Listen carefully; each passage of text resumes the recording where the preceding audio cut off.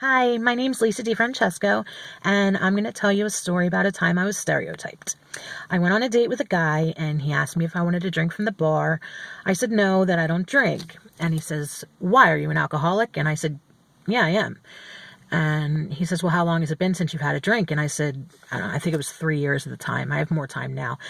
And he was like, "Wow, so you can't drink at all?" And I said, "No." And he says, "Well, what else did you do?" And I said, "Well, I did drugs too. I had a drug addiction." And we got into a little bit of specifics about that. And then he suddenly, cut the night short. I knew what that meant. So he texted me later and he said that, it wasn't going to work, that he couldn't be with someone like me. And I said, "Someone like me?" And he says, "Yeah, a junkie." And I was like, "Well, I'm not that anymore." And he says, "Well, yeah, but you were. So you probably have diseases and, you probably have a criminal record and, you probably stole things and, did all kinds of, horrible things and, less than honorable things to get drugs." And, just ran the whole gamut of stereotypes that addicts get.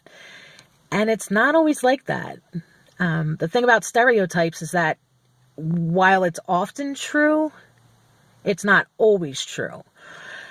And I'm not diseasered and I'm not a criminal. I never stole. I always had a job. I managed to get out of my addiction, my active addiction, fairly unscathed. And I'm very grateful for that.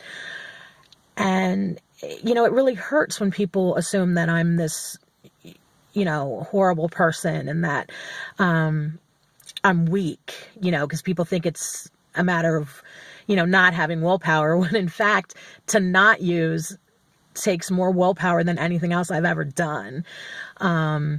It's made me stronger for having gotten sober. But still, when I get those reactions from people, it makes me sad too, because, it doesn't define me. It's one part of my life, and it, doesn't really affect my life anymore, except for if somebody asks me if I want to drink or, something along those lines, or I want to go to a meeting and, I explain that I'm going to a meeting. It's just, it's very frustrating, to have to explain myself and defend myself. It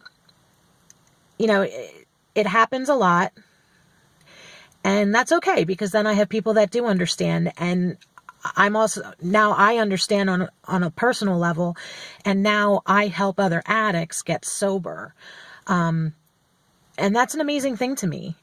So while these things, these stereotypes, they hurt and they make me feel badly and, this and that, the only thing I can do is to set a good example and not be what everybody thinks I am. And hopefully change a couple minds about who a drug addict really is. Anyway, I hope this made sense, and I hope I didn't bore you too much. Thanks, guys.